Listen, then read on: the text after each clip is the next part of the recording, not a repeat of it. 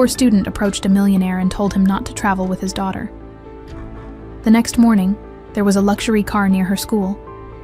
The morning alarm buzzed at 5:30 a.m. sharp, cutting through the thin walls of the cramped Brooklyn apartment like a knife. Charlotte Walker's eyes snapped open, already calculating the day ahead. 2 hours of commuting, 4 hours of classes, another 4 at the law office, then home to care for Mom. The same routine she'd followed for 8 months now, ever since landing her scholarship at the prestigious National Autonomous University. She slipped quietly from her narrow bed, careful not to wake her mother sleeping in the next room. Through the paper-thin walls, she could hear Cynthia's labored breathing. The multiple sclerosis had been getting worse lately, and the medications that might help cost more than Charlotte made in a month at Whitman and Associates. The subway ride into Manhattan was a study in controlled chaos. Charlotte pressed herself into a corner, laptop bag clutched tightly against her chest, reviewing constitutional law notes while commuters pushed and shoved around her. She'd learned to tune out the noise, the smell, the constant press of bodies. This was just temporary. Everything was temporary until she graduated and could finally give her mom the life she deserved. Meanwhile, across town in the exclusive Upper East Side, Ella Bailey was choosing between her Hermes and Chanel bags for the day. The decision felt monumental. After all, Professor Martinez had mentioned they'd be discussing landmark civil rights cases today, and she wanted to look serious, intellectual even. "Miss Ella, your car is ready," announced James, the family's longtime driver, from the doorway of her walk-in closet. "Just 5 more minutes," she called back, finally settling on the Chanel. It seemed more lawyery somehow. The ride to campus in her father's Mercedes was smooth and quiet, the city streaming past the tinted windows like a movie she wasn't really watching. Ella spent most of the trip texting her friends about weekend plans at the Hamptons, completely oblivious to the subway entrance where Charlotte was emerging. Slightly out of breath from running up the stairs, constitutional theory was held in Lecture Hall B, a grand, intimidating space with soaring ceilings and mahogany paneling that made Charlotte feel like she was trespassing in someone else's world. She always chose the same seat, back row, next to the window, where she could disappear into the shadows and take notes without drawing attention. Ella swept in 5 minutes late, her heels clicking confidently against the marble floor as she claimed her usual spot in the 3rd row. Center, she was the kind of student who asked questions not because she was confused, but because she genuinely loved the intellectual challenge. Charlotte had been listening to her thoughtful commentary for months, secretly impressed by how Ella could connect historical precedents to modern issues with such ease. "Can anyone tell me the significance of Brown v. Board in the context of today's educational inequalities?" Professor Martinez asked. Scanning the room, Ella's hand shot up immediately. "Well, while Brown established that separate educational facilities are inherently unequal, we're still seeing de facto segregation through economic barriers. Students from low-income families often can't access the same quality education, even when laws technically guarantee equal opportunity." Charlotte found herself nodding along, thinking of her own struggles to afford textbooks while Ella probably had never given a second thought to the cost of her education. The irony wasn't lost on her that Ella was arguing for educational equality while sitting in a lecture hall. Her father's donations had probably helped build after class. Charlotte hurried to catch the downtown train to her job at Whitman and Associates. The law firm occupied 3 floors of a gleaming tower in the financial district, its marble lobby and crystal chandeliers a world away from her neighborhood in Brooklyn. She'd landed the position through a work-study program, grateful for any opportunity to gain legal experience while earning enough to help with bills. Her desk was tucked away in the filing room, where she spent her afternoons organizing case documents and running errands for the senior attorneys. It wasn't glamorous work, but Charlotte absorbed everything like a sponge. Every legal brief, every strategy session she overheard, every piece of the puzzle that might help her understand how powerful people protected their interests. Dr. Walter Whitman, the firm's founding partner, barely acknowledged her existence except to pile more work on her desk. She'd quickly learned that the firm represented some of the city's most influential families and corporations, including Dunn Enterprises, a massive conglomerate that seemed to have its fingers in everything from real estate to technology. What Charlotte didn't realize was how these two worlds, her scholarship-funded university life and her after-school job, were about to collide in ways she never could have imagined. That Thursday afternoon started like any other, Dr. Whitman called her into his office, his silver hair perfectly styled, and his suit probably worth more than Charlotte's entire wardrobe. "Miss Walker, I need you to organize the Henderson case files. Everything in storage room C needs to be cataloged and cross-referenced by date.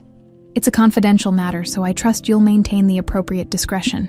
"Of course, Dr. Whitman," Charlotte replied, already heading toward the storage room with her arms full of banker's boxes. The afternoon sun slanted through the small window as she worked methodically through the files.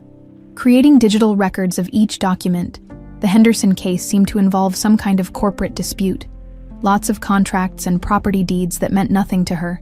She was reaching for the last box on the high shelf when it happened. The folder marked "Confidential Project Eagle" slipped from her fingers. Papers scattering across the floor like leaves in a windstorm. Charlotte dropped to her knees, frantically gathering the documents before anyone could see her mistake. That's when her eyes caught the words that would change everything. Definitive elimination of primary obstacle in air, and hydraulic system sabotage in private aircraft. Her blood ran cold as she spotted the Bailey Construction logo on an attached flight itinerary. Charlotte's hands trembled as she stuffed the papers back into the folder, her mind racing. Bailey Construction. She knew that name. Richard Bailey was one of the wealthiest developers in the city, and his daughter, Ella Bailey, her classmate who always sat in the third row, who never seemed to have a care in the world, who was probably heading home right now in another expensive car to another perfect life, a life that someone was apparently planning to end. Charlotte barely slept that night. Every time she closed her eyes, she saw those terrifying words, hydraulic system sabotage, and private aircraft. She kept telling herself it couldn't be real. Maybe she'd misread something. Maybe it was just a movie script or a legal thriller someone was writing. But deep down, she knew what she'd seen. By morning, dark circles shadowed her eyes as she sat at the tiny kitchen table, watching her mother struggle to lift a coffee cup with shaking hands. "You look terrible, sweetheart," Cynthia said, her voice weak but concerned. "Did you stay up studying again?" "Something like that," Charlotte murmured, unable to meet her mother's eyes. How could she explain that she might have stumbled onto a murder plot? That speaking up could cost her everything they'd worked so hard to achieve? The subway ride to campus felt endless. Charlotte's stomach churned with each stop, each minute bringing her closer to a decision that could destroy her life. She kept checking her phone, half hoping for some sign that the Bailey family trip had been canceled, that her fears were just paranoia. Constitutional theory felt surreal. Charlotte watched Ella bounce into class, practically glowing with excitement, her designer bag swinging cheerfully from her shoulder. She was wearing a soft pink sweater that probably cost more than Charlotte's monthly rent. Her blonde hair perfectly styled, completely oblivious to any danger. "I can barely concentrate today," Ella whispered to her friend Madison. "Dad's finally taking me to Chicago this weekend. We're flying out tomorrow morning on the private jet to visit the Parsons School of Design. I've been begging him for months to let me see their fashion program." Charlotte's blood turned to ice. Tomorrow morning, private jet. The words echoed in her head as Professor Martinez droned on about due process rights. She tried to focus on the lecture, but all she could think about was that flight itinerary with the Bailey Construction logo. When class ended, Charlotte found herself following Ella toward the parking garage, her heart hammering against her ribs. This was insane. She was about to approach one of the wealthiest families in the city with claims that would sound completely crazy. But what if she was right? What if staying silent meant letting Ella and her father die? The VIP parking section was like stepping into another universe. Sleek luxury cars gleamed under the fluorescent lights, each one worth more than most people made in a year. Charlotte spotted the imposing black Bentley immediately. Richard Bailey stood beside it, checking his phone while waiting for his daughter. He was exactly what Charlotte had expected.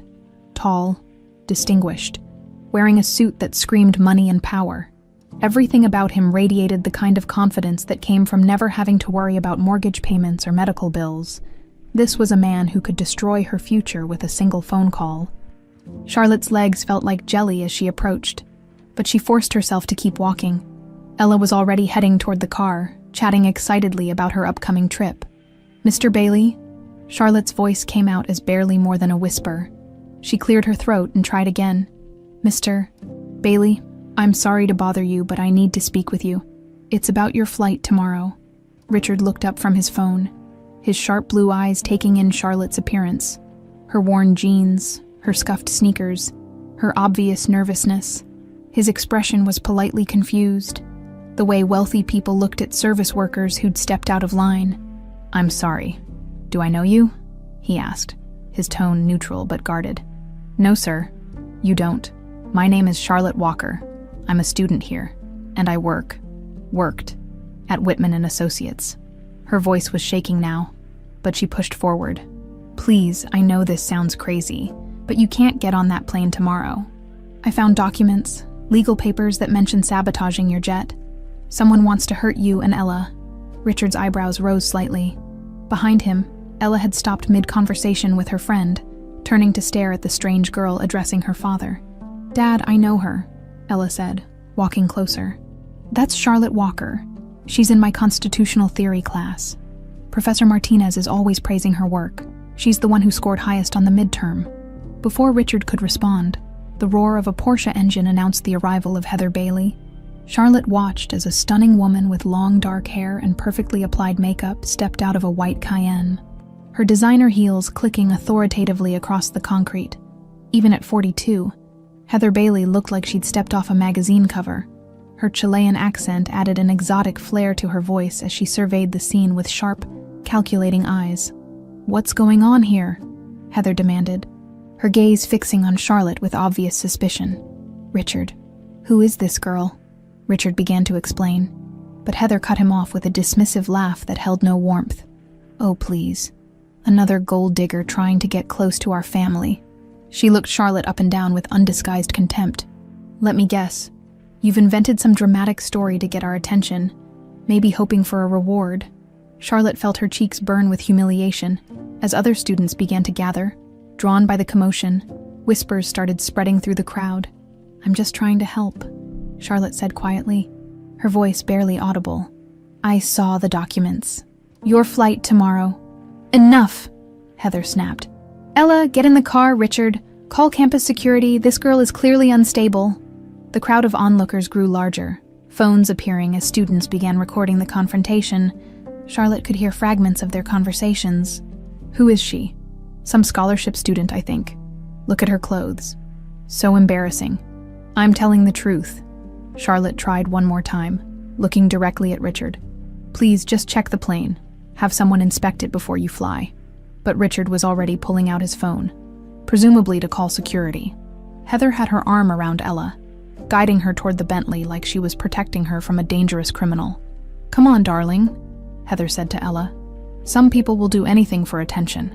Charlotte backed away, tears stinging her eyes as the crowd of students continued to stare and whisper. She'd humiliated herself for nothing. They thought she was crazy, desperate, probably just another poor student trying to scam the wealthy family. She turned and walked quickly toward the campus exit, her face burning with shame. Behind her, she could hear Heather's voice carrying across the parking garage. "Richard, I want that girl investigated. There's something very wrong with someone who would make up such horrible lies." The subway ride home blurred past, in a haze of regret and self-doubt. Maybe Heather was right. Maybe she was just a paranoid scholarship student who'd let her imagination run wild. Maybe those documents meant something completely different. Her phone buzzed with a text message just as the train pulled into her station.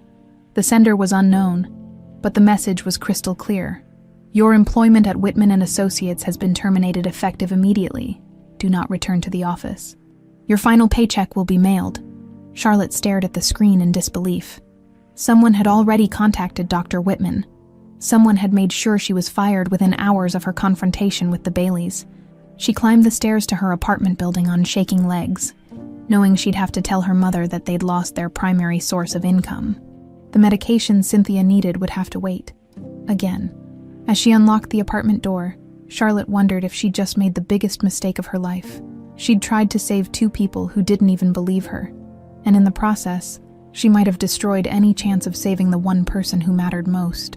Charlotte had been awake for 3 hours, staring at the water stain on her bedroom ceiling and calculating how many weeks their savings would last, when her phone rang at 6:47 a.m. The number was unfamiliar, but something made her answer.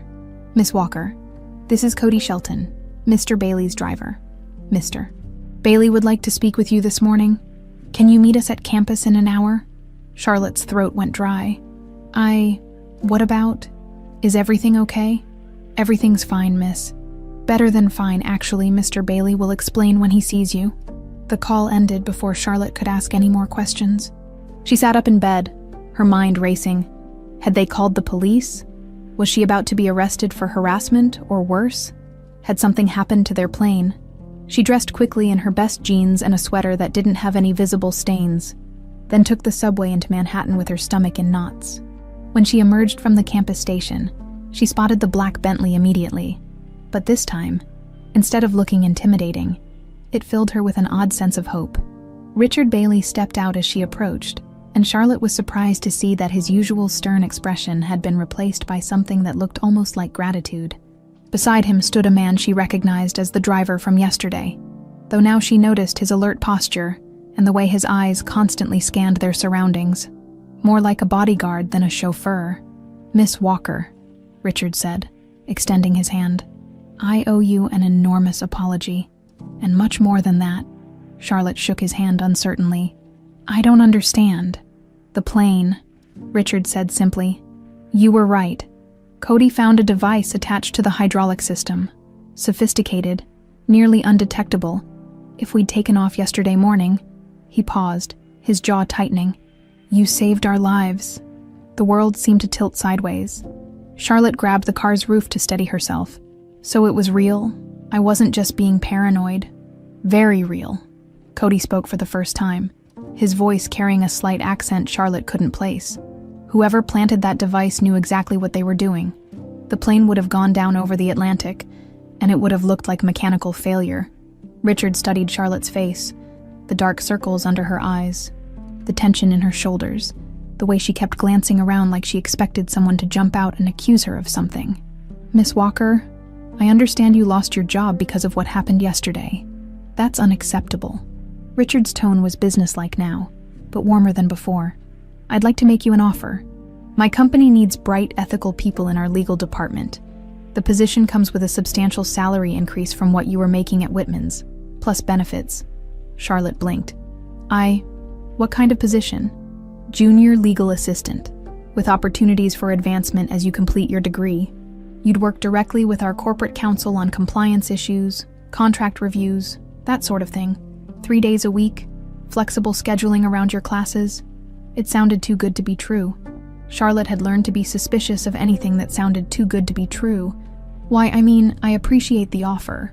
But why would you do this for me?" Richard exchanged a glance with Cody before answering. "Because people who risk everything to do the right thing are rare, Miss Walker, and extremely valuable. There's more," Cody added. "Mr. Bailey mentioned that your mother has been dealing with health issues. Our company's medical plan includes coverage for experimental treatments that most insurance won't touch." Charlotte felt tears prick her eyes. "My mom has multiple sclerosis. The medications she needs will be covered completely," Richard finished, "along with access to specialists at Columbia Presbyterian. Dr. Sarah Chen runs their EMS's research program. She's pioneering some remarkable new treatments." The offer was overwhelming. Charlotte had spent months watching her mother deteriorate while they rationed medications they couldn't afford. The idea that Cynthia could get real help, not just symptom management, felt like a miracle. "I also understand you're currently living in Brooklyn," Richard continued. "The commute must be difficult with your schedule. I have a furnished apartment in Manhattan, corporate housing that's sitting empty. You and your mother are welcome to use it." This was definitely too good to be true. Charlotte stepped back slightly. "Mr. Bailey, I don't understand why you're offering me all this. Saving your life doesn't seem like enough reason to change mine completely." Richard's expression grew more serious. "Miss Walker, someone tried to kill my daughter and me yesterday. Someone with access to sophisticated equipment and detailed knowledge of our travel plans. Until we find out who and why, I want people I can trust close by. You've already proven your integrity in a way that most people never have to." Over the next week, Charlotte's life transformed so completely that she sometimes wondered if she was dreaming. The Manhattan apartment was beautiful, a one-bedroom with huge windows and modern furniture that probably cost more than her family had made in a year. More importantly, it was only 20 minutes from both campus and her new job. Cynthia had cried when Charlotte told her about the medical coverage. Within days, She had an appointment with Dr. Chen and started a new treatment protocol that, while not a cure, offered real hope for stabilizing her condition. "I don't understand how this happened," Cynthia said one evening as they sat in their new living room, watching the sunset paint the Manhattan skyline gold. "It's like a fairy tale." "It's real, Mom," Charlotte assured her, though she sometimes had trouble believing it herself. "Mr. Bailey is just grateful that I warned him about the plane." What Charlotte didn't mention was the growing complexity of her new situation. At Bailey Construction, she worked in a gleaming corporate environment where her colleagues treated her with a mixture of respect and curiosity. Some seemed genuinely pleased to have her there. Others watched her with barely concealed suspicion. At university, the transformation was even more dramatic. Word had spread about her connection to the Bailey family, and suddenly Charlotte found herself visible in ways she'd never been before. Students who had never noticed her existence now smiled and waved. Others whispered behind her back about favoritism and special treatment. Ella had been the biggest surprise. Instead of being embarrassed by the parking garage incident, she seemed fascinated by Charlotte. "I can't stop thinking about what you did," Ella said over coffee after their constitutional theory class. "You risked everything to warn us, even though you knew we might not believe you. That's incredibly brave." Charlotte stirred her latte uncomfortably. "I just did what anyone would do." "No, you didn't," Ella insisted. "Most people would have convinced themselves it wasn't their problem, or that they'd misunderstood what they saw, but you acted on it, even when it cost you your job." As the days passed, Charlotte found herself growing genuinely fond of Ella. Beneath the designer clothes and privileged upbringing was a thoughtful, intelligent young woman who seemed hungry for authentic friendship. "I've never had a friend who wasn't interested in my family's money," Ella confided one afternoon as they studied together in the library. "Everyone at my prep school, all the girls I grew up with, they see dollar signs when they look at me, but you saved my life before you even knew my last name." Charlotte smiled, touched by Ella's honesty. "I just saw someone who needed help." "Exactly," Ella said, grinning. "That's what makes you different." But not everyone was pleased with Charlotte's new circumstances. At Bailey Construction, she sometimes caught hostile glances from senior staff members who clearly resented her rapid ascent, and Heather Bailey made her displeasure known in small, cutting ways, referring to Charlotte as the scholarship girl in meetings, questioning her qualifications in front of other employees, and generally treating her like an unwelcome intruder. "Don't let her get to you," Cody advised one afternoon as he drove Charlotte back to campus. Over the past week, he'd become something of a protective older brother figure. "Mrs. Bailey sees threats everywhere, especially from other women." "I'm not a threat to anyone," Charlotte protested. Cody caught her eyes in the rearview mirror. "That's where you're wrong, Miss Walker. You have something most people in that building would kill for. Richard's genuine respect and trust. That makes you more dangerous than you realize." The National Student Law Competition was held in the Grand Ballroom of the Marriott, with representatives from 12 prestigious universities gathered to debate constitutional law. Charlotte had been selected to represent her school alongside 3 other top students, an honor that still felt surreal, given how invisible she'd been just months ago. She was reviewing her notes on judicial reform when a confident voice behind her said, "I hope you're ready to lose gracefully."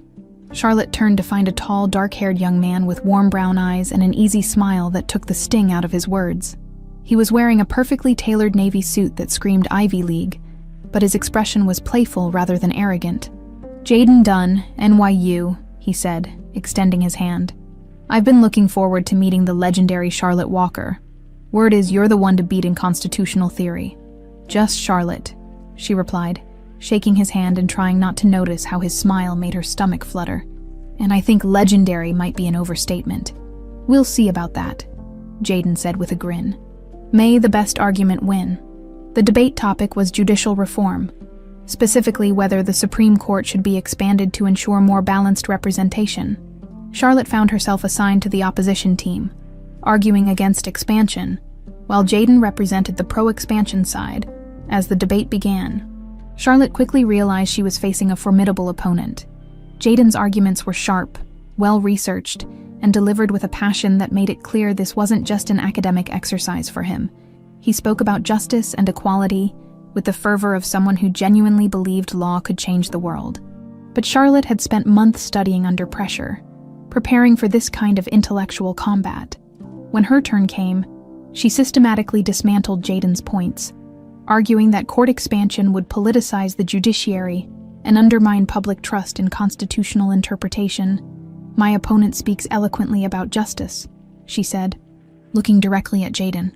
"But true justice requires stability and consistency. The moment we start reshaping our highest court based on political preferences, we destroy the very foundation of constitutional law." Jaden's eyes lit up with admiration, even as she challenged his position. When he stood for his rebuttal, he smiled at her before addressing the judges. "Mrs. Walker makes a compelling case for tradition, but tradition without progress is just stagnation wearing a suit and tie. Sometimes the Constitution requires us to be brave enough to evolve." The back and forth continued for 40 minutes, each of them building on and responding to the other's arguments with increasing sophistication. By the end, even the judges seemed impressed by the quality of the debate. When Charlotte was declared the winner by a narrow margin, Jaden was the first to congratulate her. "That was incredible," he said, his genuine enthusiasm making her cheeks warm. "I've never had someone dismantle my arguments so elegantly. You made me actually reconsider my position, which is saying something." "You weren't exactly easy to argue against," Charlotte admitted. "For a minute there, you almost had me convinced that court expansion might be necessary." "Almost," Jaden laughed. "I'll take that as a victory." They found themselves walking toward the hotel's coffee shop together, the competitive tension giving way to easy conversation. Charlotte discovered that Jaden was a third-year law student with plans to work in environmental law, specifically fighting corporate polluters. "Most people think I'm crazy for wanting to take on big corporations," he said as they settled into a quiet corner booth. "My family has different expectations for my career path." "What kind of expectations?" Charlotte asked, stirring her cappuccino. "The profitable kind," Jaden said with a wry smile. "My father runs a pretty successful business. He keeps hoping I'll give up this environmental phase and join the family empire." Charlotte noticed he didn't mention the name of his father's business, and something about his reluctance to discuss his family resonated with her own complicated situation. She found herself being equally vague about her new job, describing it only as legal work for a construction company. Over the next 2 months, what began as mutual intellectual respect blossomed into something deeper. They met for coffee between classes, studied together in neutral libraries, and spent hours debating everything from constitutional interpretation to environmental policy. Charlotte was careful to keep their meetings away from campus, where too many people knew about her connection to the Bailey family. Jaden was unlike anyone Charlotte had ever known. He was brilliant and passionate, but also kind and genuinely interested in making the world better. He treated her like an equal, challenging her ideas while respecting her intelligence. For the first time in her life, Charlotte felt like someone saw her for who she really was, not just as the scholarship girl or the Bailey family's mysterious new protege. "You're different from other people I know," Jaden told her one afternoon as they walked through Central Park. "Most law students are either completely cynical or hopelessly naive, but you have this way of being realistic about how the world works, while still believing it can be better. Maybe that's because I've seen both sides," Charlotte said carefully. "Growing up poor teaches you how unfair things can be, but education shows you that change is possible." What she didn't say was how conflicted she felt about their growing relationship. Every time Jaden talked about fighting corporate corruption or holding powerful families accountable, Charlotte thought about Richard Bailey and the complex moral gray areas she was discovering in her new job. At Bailey Construction, she was learning that the business world wasn't as black and white as her textbooks suggested.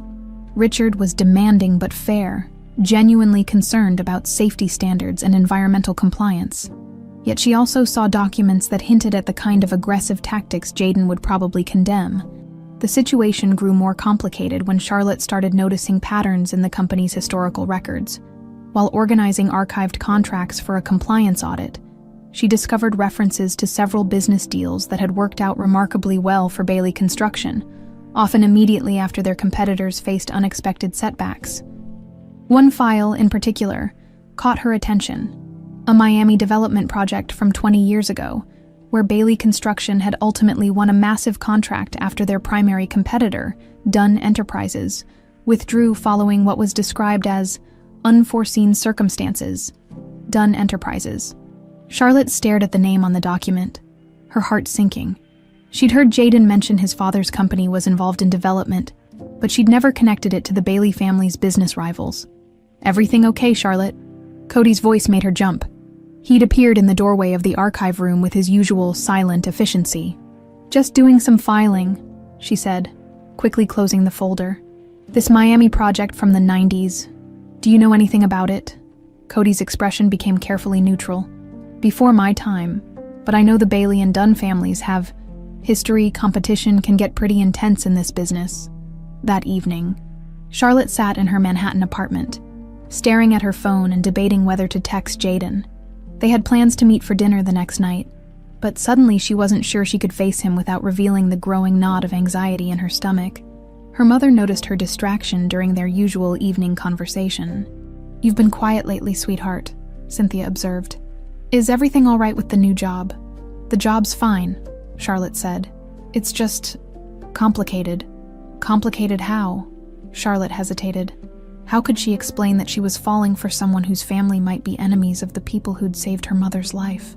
That every day she spent at Bailey Construction, she discovered new layers of a business rivalry that stretched back decades. "I met someone," she finally admitted. "Someone wonderful, but our families have different backgrounds." Cynthia smiled knowingly. "Romeo and Juliet, is it?" "Something like that," Charlotte said, though she suspected the reality might be even more complicated than Shakespeare's tragic love story. Her phone buzzed with a text from Jaden. "Looking forward to dinner tomorrow. I have something important I want to tell you." Charlotte stared at the message, wondering what revelation awaited her.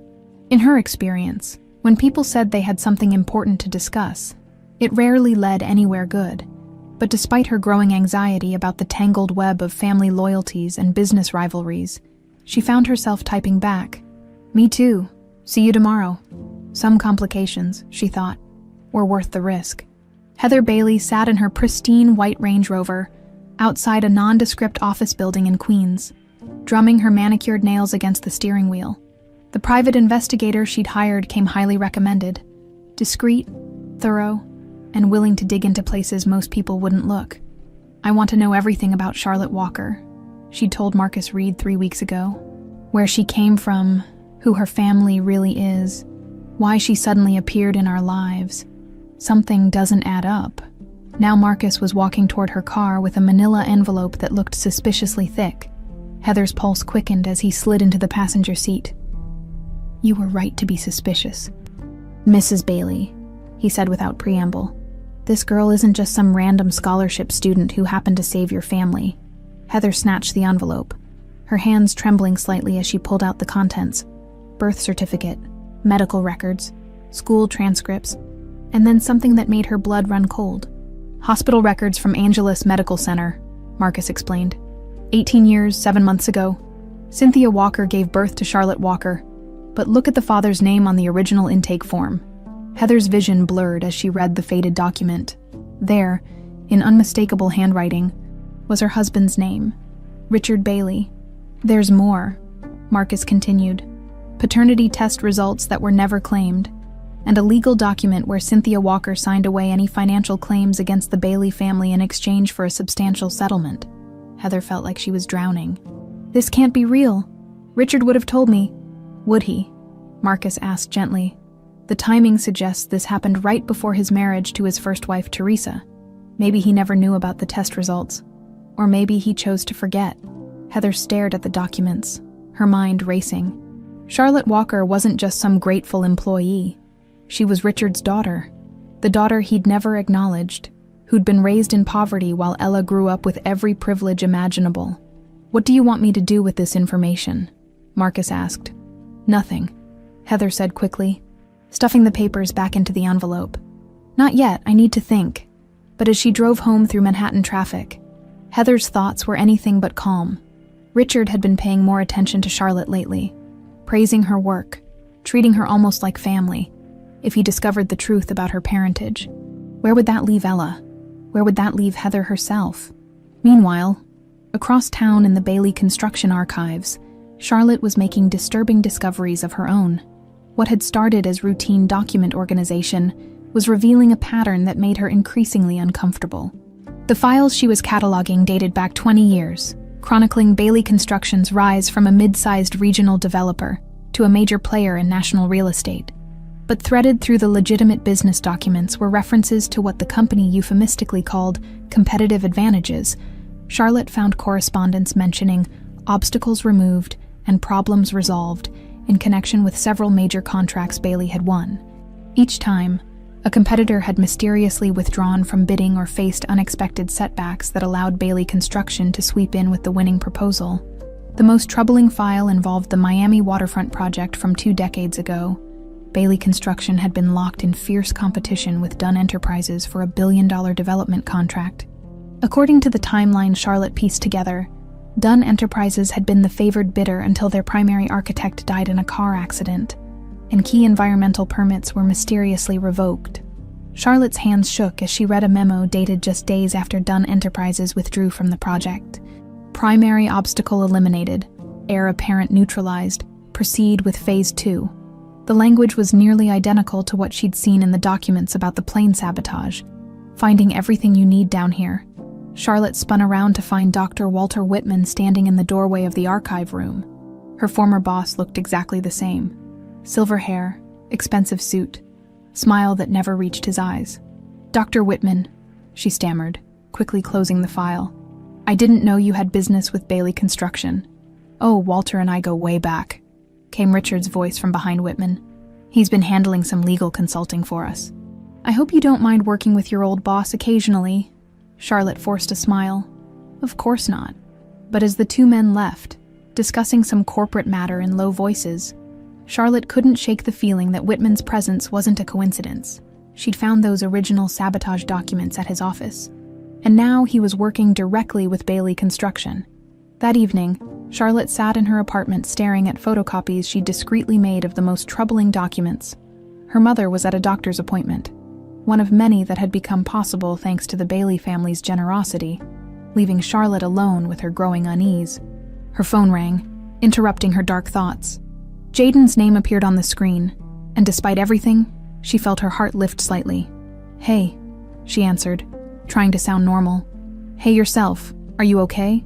You sounded distracted when we talked earlier." Charlotte looked down at the documents spread across her coffee table. "Just work stuff, nothing I can't handle." "Speaking of work," Jaden said, his voice taking on an excited tone, "I have news. Remember how I told you my father keeps pressuring me to join the family business? Well, I finally told him about my environmental law plans, and he completely surprised me." "Oh," Charlotte's stomach tightened. "He's agreed to let me start a new division focused on green development and environmental compliance.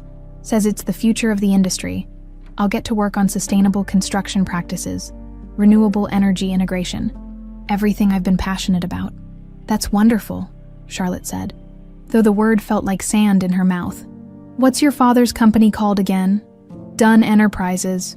We're primarily in real estate development, but Dad wants to expand into..." The phone slipped from Charlotte's fingers, clattering onto the coffee table. Dunn Enterprises. Jaden was Jason Dunn's son. Charlotte, are you there?" She picked up the phone with trembling hands. "Sorry, I dropped the phone. Are you sure you're okay? You've been acting strange lately." "I'm fine," she lied. "Just tired. Maybe we should postpone dinner tomorrow." "No way," Jaden interrupted. "I've been looking forward to this all week. Besides, I want to hear more about this mysterious job of yours. You're always so secretive about where you work." After hanging up, Charlotte buried her face in her hands. The boy she was falling in love with was the son of Richard Bailey's greatest business rival, the same family that had been targeted in what looked like a decades-long campaign of corporate sabotage. Her mother returned home an hour later, glowing with optimism about her latest treatment results. "Dr. Chen says the new medication is working better than expected," Cynthia reported excitedly. "My mobility scores have improved significantly, and some of the nerve damage might actually be reversible." Charlotte tried to share her mother's joy. But guilt was eating away at her. Everything good in their lives, the apartment, the medical care, Cynthia's improving health, came from Richard Bailey's gratitude. But what if that gratitude was built on a foundation of lies and violence? "Mom," Charlotte said carefully. Do you ever think about my father? Cynthia's expression immediately became guarded. Why would you ask that now? I don't know. I guess working in the legal field makes me think about family histories, missing pieces. Her mother sat down heavily in the armchair across from her. Some pieces are missing for good reasons. Charlotte, some doors are better left closed. But don't you think I have a right to know what you have a right to? Cynthia interrupted, her voice sharper than Charlotte had ever heard it. Is a future, a good life. Sometimes knowing the truth about the past can destroy that. Charlotte stared at her mother, seeing something she'd never noticed before. Fear, real, deep-seated terror lurking behind Cynthia's eyes. Mom, what aren't you telling me? Cynthia was quiet for a long moment, staring out the window at the Manhattan skyline. When she finally spoke, her voice was barely a whisper. There are things about your birth, about why we moved so much when you were little, that I hoped you'd never need to know. But lately, with all these changes in our lives, I'm starting to think the past has a way of catching up with us whether we want it to or not. What kind of things? Dangerous things, Cynthia said, meeting her daughter's eyes. The kind that could get us both killed if the wrong people found out. The Bailey mansion was transformed for Richard's 53rd birthday celebration. Crystal chandeliers cast dancing light across marble floors, while staff members in crisp uniforms arranged exotic flowers and tested sound equipment. Charlotte stood in the grand foyer, feeling completely out of place despite her elegant black dress. A gift from Ella, who had insisted Charlotte needed something appropriate for such an important event. The guest list reads like a who's who of New York society, Ella was saying excitedly, as she adjusted Charlotte's necklace. Senators, judges, CEOs, everyone who matters will be here tonight, including some people Dad's been trying to reconcile with for years. Reconcile? Charlotte asked, though she suspected she already knew the answer. The Dunn family, Ella confirmed. Can you believe it? After 20 years of rivalry, Dad finally invited Jason Dunn and his son. He says it's time to put the past behind them and focus on the future. Charlotte's stomach dropped. Jaden would be here tonight, in the same room where she worked, surrounded by the Bailey family who had become her second family. There would be no more hiding, no more careful separation of the different parts of her life. Are you okay? Ella asked, noticing Charlotte's pale complexion. You look like you've seen a ghost. I'm fine, Charlotte lied. Just nervous about meeting so many important people. Before Ella could respond, Cody appeared at Charlotte's elbow with his characteristic silent efficiency. Miss Walker, I need to speak with you privately, he said, his tone more serious than usual. They stepped into a small study off the main hallway, and Cody immediately closed the door behind them. I've been doing some investigating, he began without preamble. There are things about your situation here that you need to know before tonight's party. Charlotte's heart began racing. What kind of things? I told you I was a driver, but that's not entirely accurate. Cody reached into his jacket and pulled out a leather wallet, flipping it open to reveal a federal badge. Agent Cody Shelton, FBI Financial Crimes Division. I've been undercover for 3 years investigating a network of corporate corruption and racketeering. The room seemed to spin around Charlotte. You're investigating the Bailey family. Among others, Cody said carefully. The plane sabotage that brought you into this family's orbit was just the tip of the iceberg. There's a complex web of illegal activities involving multiple prominent families and their business associates. Charlotte sank into a leather chair, her mind reeling. So Richard is a criminal. It's not that simple, Cody replied. Richard Bailey appears to be largely unaware of the illegal activities being conducted in his name, but someone close to him has been orchestrating a campaign of intimidation, sabotage, and worse against his business rivals for decades. Someone close to him. We believe it's a conspiracy involving at least 2 people with intimate access to Bailey family information and business operations. One of them has to be someone Richard trusts completely. Charlotte thought about the documents she'd found, the patterns of convenient accidents that had benefited Bailey Construction over the years. What does this have to do with me? Cody's expression grew even more serious. Heather Bailey has been asking questions about you, hiring private investigators, digging into your background. Yesterday, she met with Walter Whitman for over an hour at a restaurant in Queens. We have photos. Dr. Whitman, Charlotte's voice was barely a whisper, but he used to be my boss. Why would Heather meet with him? That's what worries me, Cody said. Whitman has been connected to several suspicious incidents over the years, always as legal counsel for the affected parties, if he and Heather are working together. He was interrupted by a knock on the door. Ella's voice called through the wood. "Charlotte, Dad wants to see you before the guests arrive. We'll continue this conversation later," Cody murmured as they left the study. "But be careful tonight, very careful."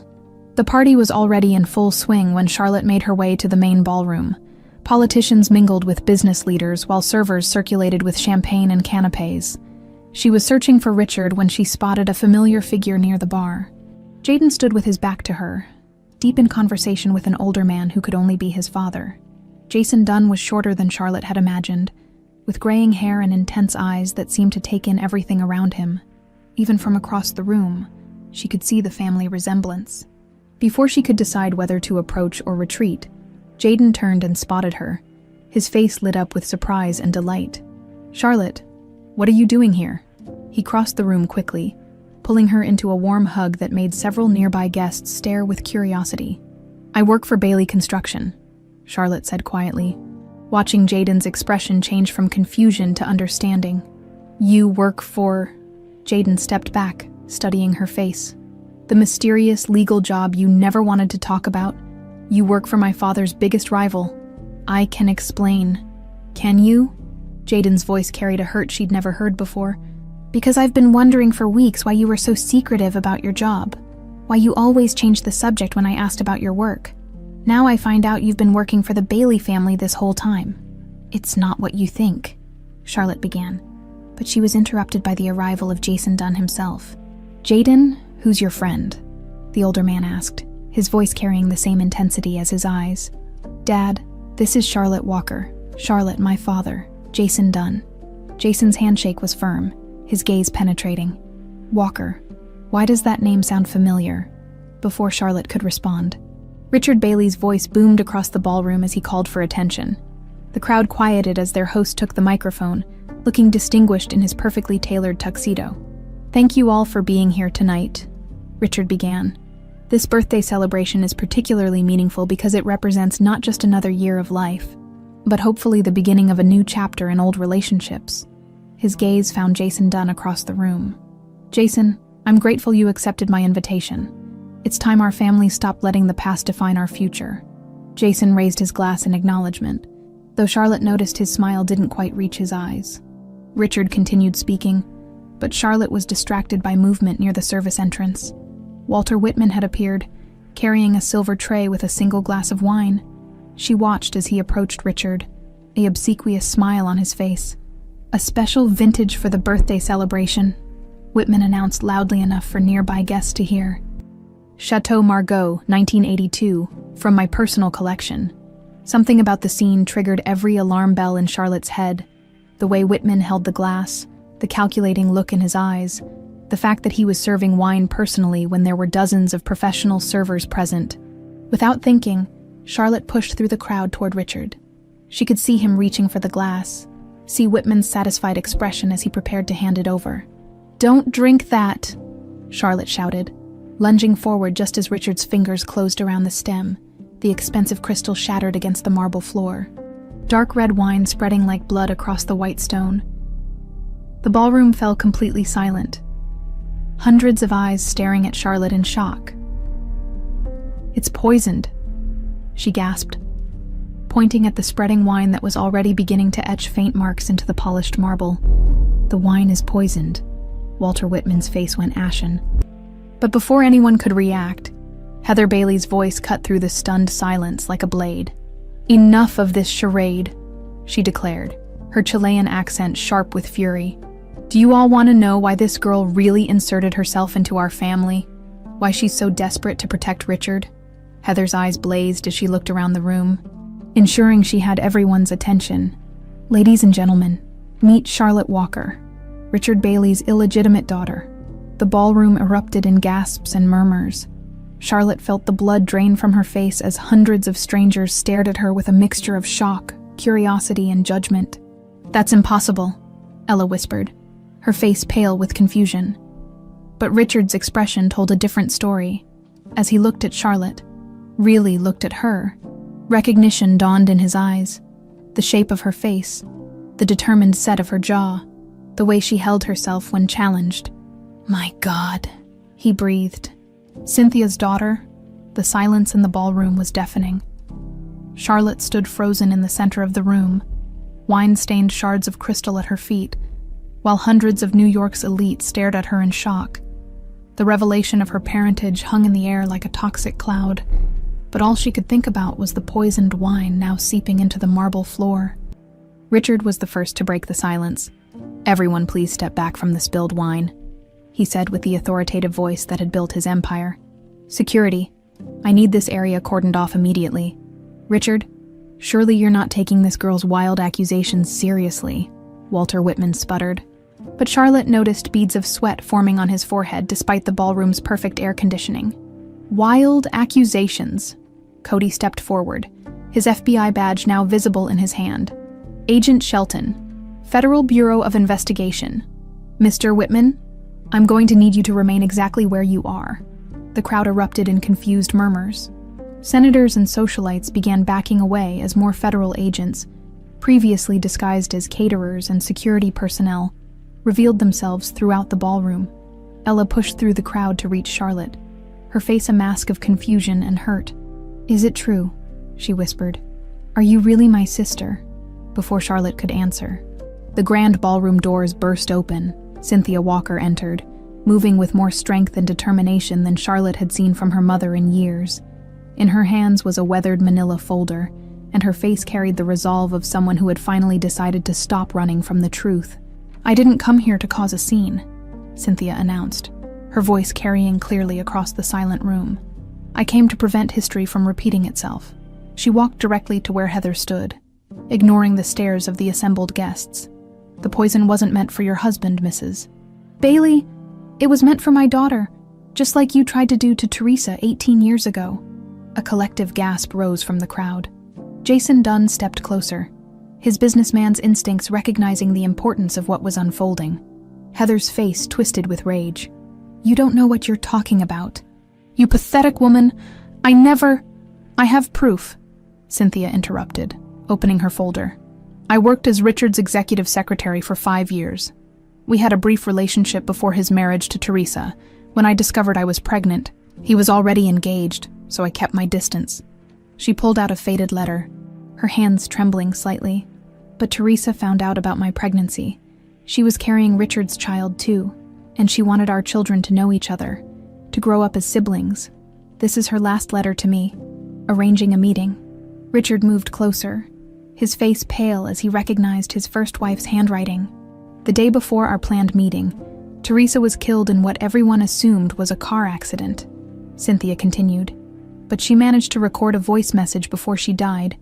A nurse at the hospital, my childhood friend, kept a copy for 18 years, waiting for the right moment to reveal the truth." Cynthia pulled out a small digital recorder, her finger hovering over the play button. "Teresa knew she was dying, and she wanted to make sure someone would protect her unborn child from the same fate that was about to claim her." She pressed play, and Teresa Bailey's voice, weak but clear, filled the silent ballroom. "Richard, if you're hearing this, it wasn't an accident. I saw Heather tampering with my brakes this morning. She thought I was asleep, but I watched her from the bedroom window. Walter Whitman was with her. They were planning something, talking about eliminating obstacles. Richard, if something happens to me, don't trust them. Protect our baby and find Cynthia Walker. Her child and ours should be safe together." The voice trailed off into silence, but its impact was thunderous. Heather's face had gone from rage to terror, while Walter Whitman was slowly backing toward the service entrance. "That's impossible," Heather stammered. "You can't prove—" "Actually, we can," Cody interrupted, stepping forward with several other agents. "Mrs. Bailey, you're under arrest for the murder of Teresa Bailey, the attempted murder of Richard and Ella Bailey, and the attempted murder of Charlotte Walker. Mr. Whitman, you're under arrest as an accessory to murder and conspiracy to commit murder." The ballroom erupted in chaos as the agents moved in. Walter tried to run but was tackled by 2 federal agents before he reached the door. Heather stood frozen, her perfect composure finally cracking as handcuffs clicked around her wrists. "The investigation has been ongoing for 3 years," Cody explained to the stunned crowd. "We've been tracking a network of corporate crimes. But when Charlotte discovered the sabotage plot against the Bailey jet, it gave us the opening we needed to uncover the deeper conspiracy."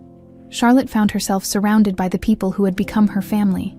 Ella was crying, reaching out tentatively to touch Charlotte's hand. "I always felt like something was missing," she whispered. "Like I had a sister somewhere.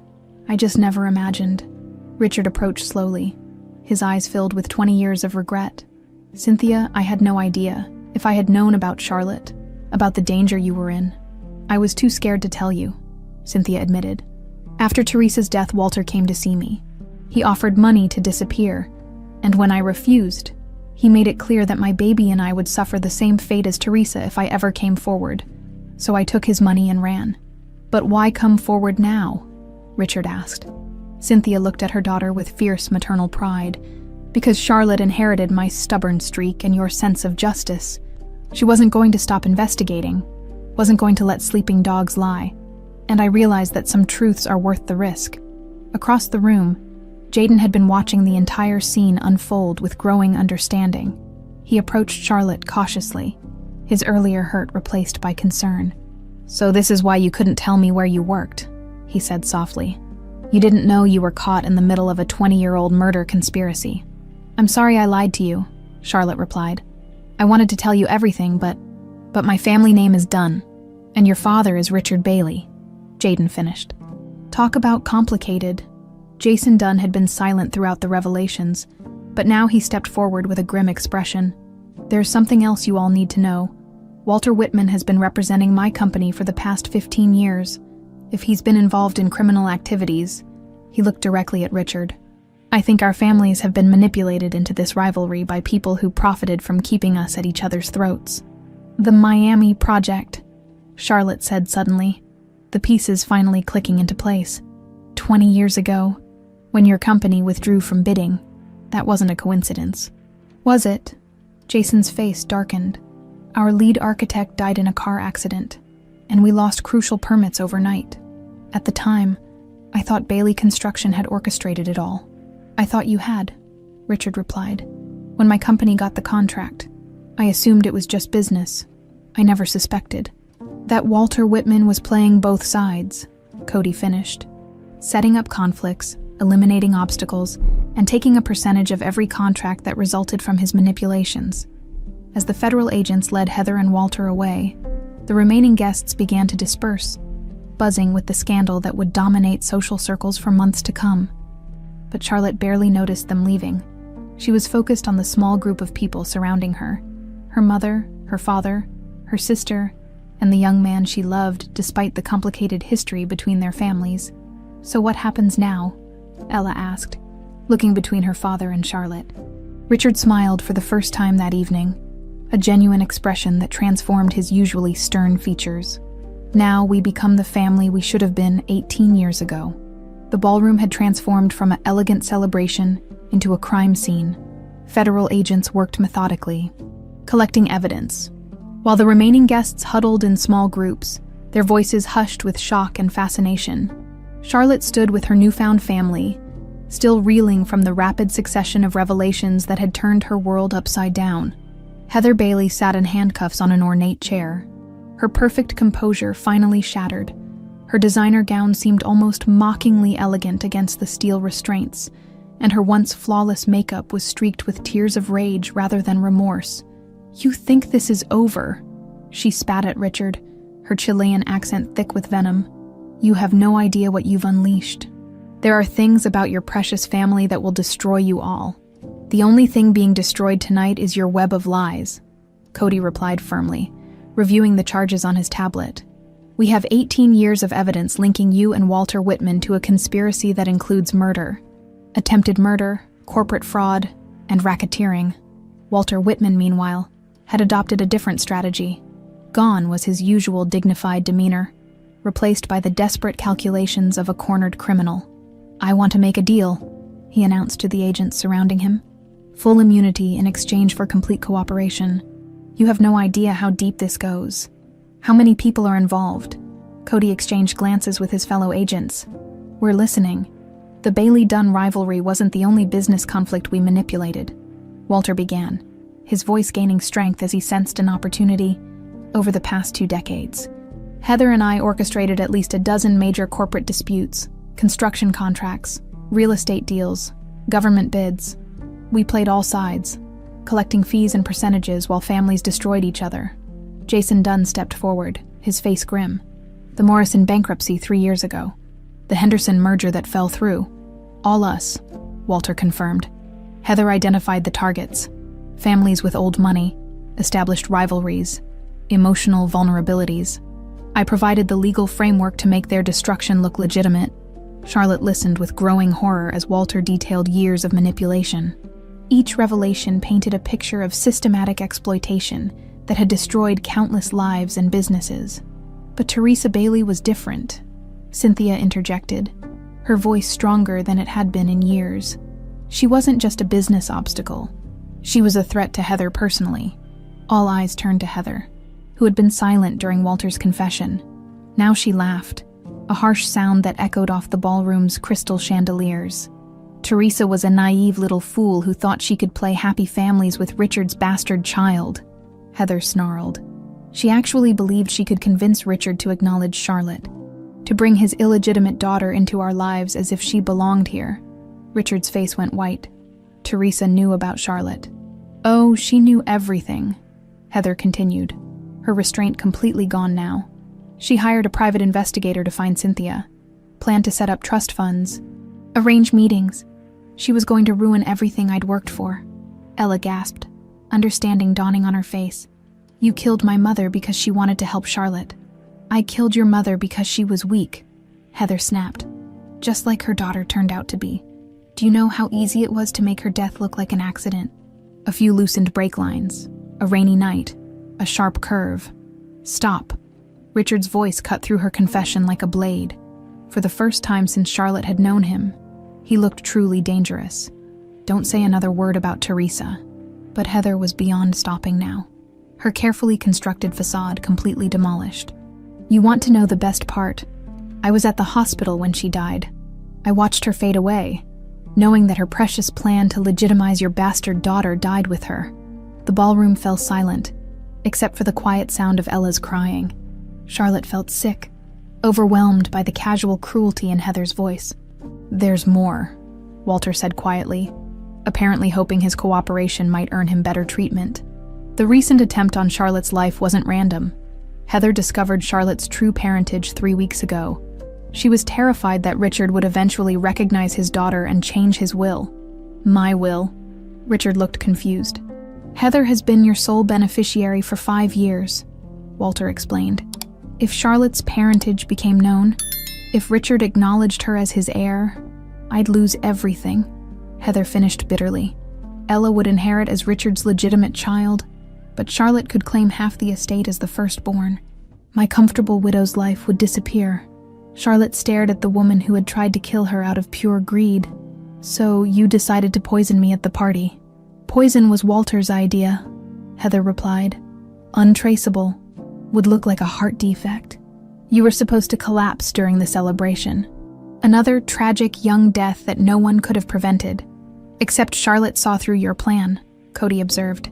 Just like she saw through the original airplane sabotage. The girl has an irritating habit of being in the wrong place at the right time, Walter muttered. Or the right place at the right time, Jaden said. Speaking for the first time since the arrests began, he had been standing quietly beside Charlotte, processing the connections between his family's business troubles and the conspiracy being revealed. Mr. Dunn, Cody addressed Jason directly, we'll need your full cooperation in reconstructing the incidents that affected your company over the years. Your testimony will be crucial in building cases against their other victims. Jason nodded grimly. Anything you need. If these two have been manipulating business conflicts for decades, there are probably dozens of families who deserve justice. What about the money? Ella asked suddenly. If they've been collecting fees and percentages for 20 years, frozen assets total approximately $47 million across various accounts, one of the federal agents reported. There's enough to provide substantial restitution to the affected families. As the agents prepared to transport their prisoners, Heather made one final attempt at manipulation. "Richard," she called out as they lifted her from the chair, "you think this girl is some kind of angel, but she's been lying to you for months. She's been secretly dating Jason Dunn's son, playing both families against each other." Charlotte felt her cheeks burn as every eye in the room turned to her and Jaden. But instead of the anger she expected, Richard's expression was thoughtful. "Is that true?" he asked gently. "Yes," Charlotte admitted. "We met at a debate competition. I didn't know who his father was initially, and when I found out," she looked at Jaden, who squeezed her hand encouragingly, "I didn't know how to tell either family. Young love doesn't recognize corporate rivalries," Jason said with a slight smile. "Especially when those rivalries were artificially created by people like these two." As Heather and Walter were finally led away, their threats and protestations echoing down the marble corridors, the ballroom began to feel less like a crime scene and more like the site of a long overdue family reunion. 18 years, Richard said quietly, looking at Charlotte with wonder. 18 years I missed watching you grow up. "But we have now," Cynthia replied, taking her daughter's other hand, "and hopefully many years ahead to make up for lost time." Charlotte looked around at the faces surrounding her, her mother, her father, her sister, and the young man she loved. Despite all the complications, for the first time in her life, she felt like she truly belonged somewhere. "So," Ella said with a watery smile, "does this mean I finally get to be a big sister because I have a lot of catching up to do?" 3 months later, Charlotte stood outside the federal courthouse in Lower Manhattan, adjusting her navy blue suit and taking deep breaths to calm her nerves. The media circus surrounding the trial had been intense. Reporters dubbed it the Bailey Conspiracy, and every major news outlet had covered the story of corporate corruption, family secrets, and murder that had captivated the nation. "You ready for this?" Cody asked, appearing at her side in his official FBI capacity. Over the past months, he had become more than just a federal agent. He was a friend who had helped guide Charlotte through the complex legal process ahead. "As ready as I'll ever be," Charlotte replied, watching the crowd of reporters and curious onlookers gathered outside the courthouse. "It's still surreal, you know. 6 months ago, I was just a scholarship student trying to pay my mom's medical bills. And now you're the key witness in one of the biggest corporate conspiracy cases in recent history," Cody said with a supportive smile. "Just remember, tell the truth, stick to the facts, and don't let their lawyers intimidate you." Inside the courthouse, Charlotte was struck by the solemnity of the proceedings. Heather Bailey sat at the defendant's table, her once perfect appearance replaced by a prison-issued outfit and the hollow look of someone whose world had completely collapsed. Walter Whitman sat beside his own legal team, having rejected the prosecution's plea deal in favor of fighting the charges. The prosecution had built a methodical case over the past months, with Charlotte's testimony serving as the catalyst that had exposed decades of criminal activity, financial records, wiretapped conversations, and testimony from other victims painted a picture of systematic corruption that had destroyed countless lives. "The state calls Charlotte Walker Bailey to the stand," announced the prosecutor. Charlotte rose on shaking legs, acutely aware of every eye in the packed courtroom following her movement. In the gallery, she could see her family, Richard and Cynthia sitting together for the first time in 18 years, Ella offering an encouraging smile, and Jaden, whose presence gave her strength. The prosecutor, Assistant District Attorney Sarah Martinez, had become someone Charlotte trusted over the months of preparation.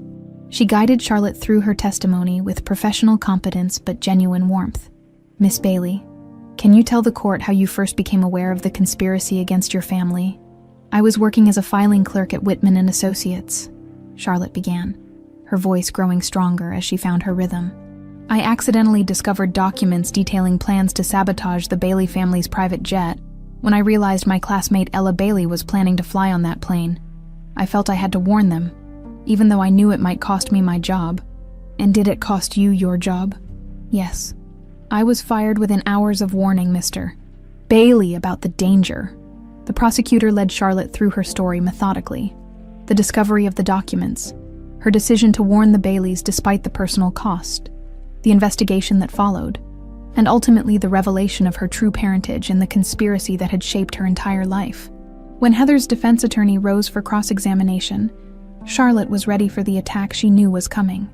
"Miss Bailey," the lawyer began, emphasizing the name with slight mockery, Isn't it true that you inserted yourself into the Bailey family's life for financial gain? No, that's not true, Charlotte replied firmly. I warned them about the sabotage before I knew who they were, and I certainly didn't know about any family connection. But you must admit the timing is convenient. A poor scholarship student suddenly discovering she's the daughter of one of New York's wealthiest developers. The timing wasn't convenient at all, Charlotte shot back, her composure intact despite the lawyer's aggressive tone. Learning the truth about my parentage has been one of the most difficult experiences of my life, but it doesn't change the fact that your client tried to murder me and my family. The cross-examination continued for 2 hours, but Charlotte held her ground. Supported by the extensive evidence the prosecution had gathered, when she finally stepped down from the witness stand, she felt drained but proud of how she had handled herself. The trial continued for 2 more weeks, with testimony from Jason Dunn about the business conflicts his company had suffered, financial experts detailing the money trail, and federal agents describing the scope of the conspiracy.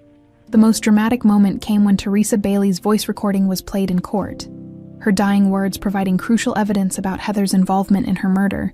When the jury returned after 3 days of deliberation, the verdict was swift and decisive. Heather Bailey was found guilty on all counts: first-degree murder, attempted murder, conspiracy, and racketeering. Walter Whitman received similar convictions, though his cooperation with investigators earned him a slightly reduced sentence. The defendants will be sentenced to life in prison without the possibility of parole, the judge announced. The systematic nature of their crimes, conducted over decades with complete disregard for human life, demands the harshest punishment available under law. As the courtroom erupted in a mixture of relief and satisfaction, Charlotte felt a chapter of her life finally closing, outside the courthouse. She was surrounded by reporters shouting questions, but she had prepared a brief statement. Justice has been served today, not just for my family, but for all the victims of this conspiracy, she read from her prepared notes. My hope is that this case will serve as a reminder that the truth eventually comes to light, no matter how powerful the people trying to hide it. Later that evening, the Bailey and Dunn families gathered for dinner at a quiet restaurant away from the media attention. The atmosphere was subdued but hopeful. The weight of years of artificial rivalry finally lifted from their shoulders. I keep thinking about all the years our families spent as enemies, Jason mused over coffee. All the opportunities lost, the cooperation that could have benefited both our companies. The important thing is moving forward, Richard replied. Our children have shown us that the future doesn't have to be constrained by the past. Across the table, Jaden reached for Charlotte's hand. Speaking of the future, he said with a nervous smile, I have something I want to discuss with everyone. Charlotte's heart skipped a beat, wondering if he was about to make the declaration she'd been hoping for. I've been accepted to Columbia's environmental law program for next year, he announced, and I was hoping Charlotte might consider transferring there too. Our professors keep saying the best lawyers come from working together, even when they disagree. Charlotte smiled, thinking about how much had changed since their first debate competition. I think that could be arranged. Someone needs to keep you honest about constitutional interpretation. Are you two seriously planning to spend law school arguing with each other? Ella asked with amusement. It's worked pretty well for us so far, Jaden replied, earning laughter from both families. As the evening wound down, Charlotte found herself walking through Central Park with her parents, both of them. For the first time in her life, the November air was crisp, and the city lights reflected off the lake like scattered diamonds. Do you ever regret it? Cynthia asked Richard quietly. The years we lost, the chances we missed. Richard was quiet for a long moment before answering. I regret that fear and manipulation kept us apart, but I can't regret the path that led us here. Charlotte became the person she is because of her struggles. Not despite them, she has a strength and integrity that privilege alone could never have created. Besides, Charlotte added with a smile, we have plenty of time to make up for what we missed. I'm not going anywhere. 6 months after the trial, Charlotte stood in front of the mirror in her Manhattan apartment, adjusting the collar of her crisp white blouse. Today marked her return to the National Autonomous University, not as the invisible scholarship student she'd once been, but as Charlotte Walker Bailey, carrying both names with equal pride.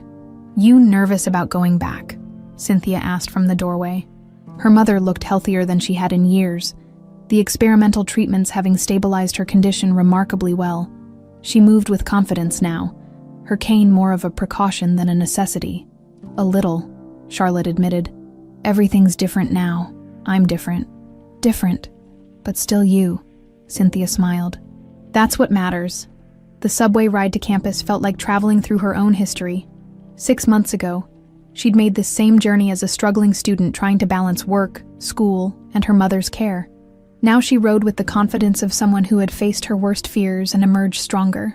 At the university, Charlotte was surprised to find a crowd gathered around the main bulletin board.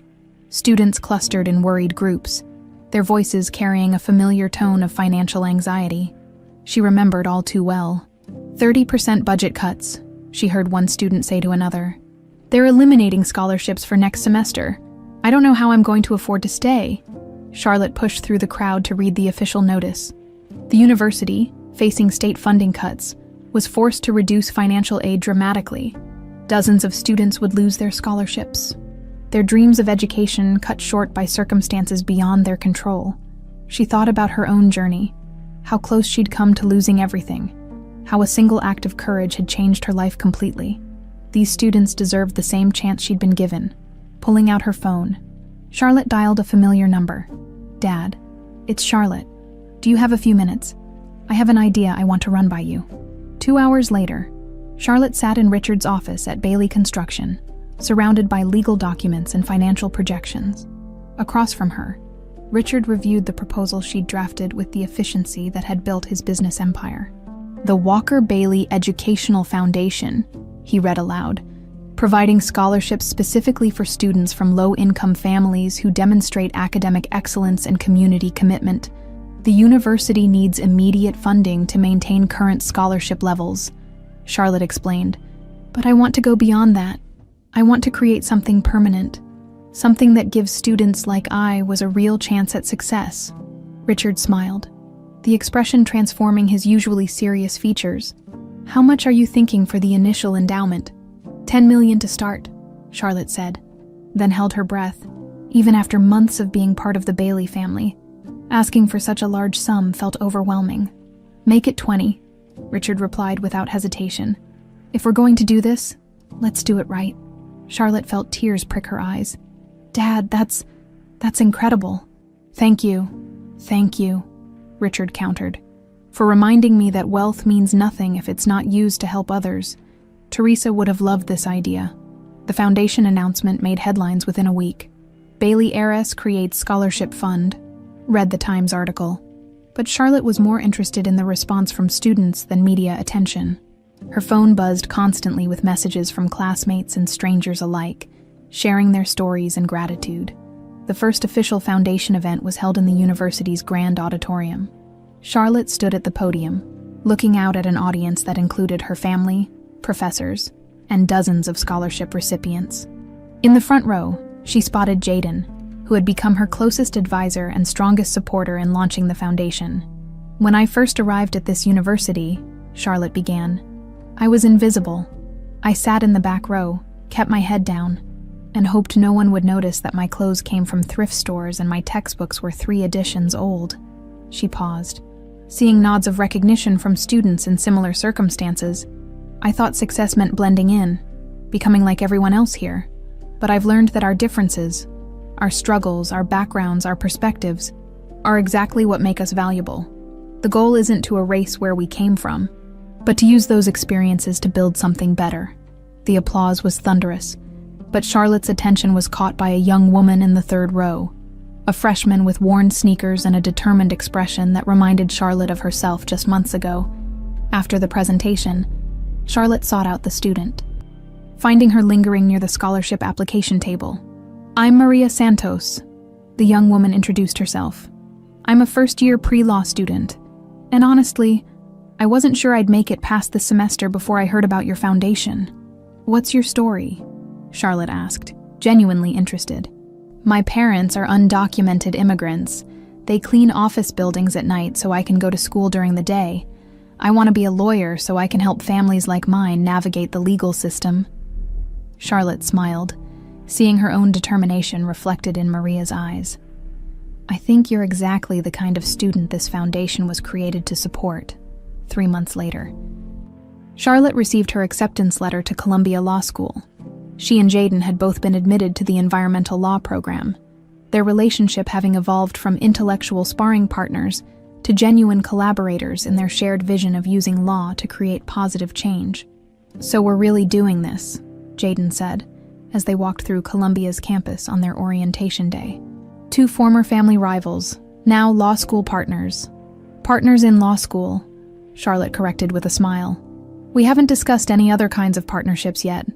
Jayden stopped walking, turning to face her with a serious expression.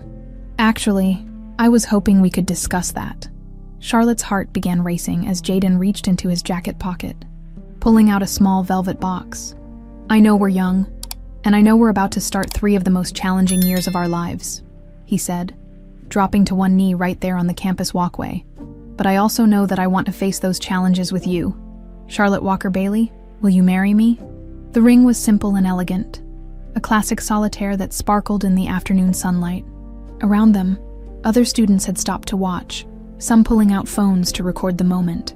"Yes," Charlotte said, her voice barely a whisper before growing stronger. "Yes, absolutely yes." As Jayden slipped the ring onto her finger, Charlotte thought about the incredible journey that had brought them to this moment. Less than a year ago, she'd been a scared young woman struggling to save enough money for her mother's medication. Now she was an engaged law student with a foundation bearing her name and a family that loved her unconditionally. That evening, both families gathered to celebrate the engagement at the same restaurant where they dined after the trial. The atmosphere was joyful and relaxed, old rivalries completely forgotten in favor of shared happiness. To Charlotte and Jayden, Richard raised his glass in a toast.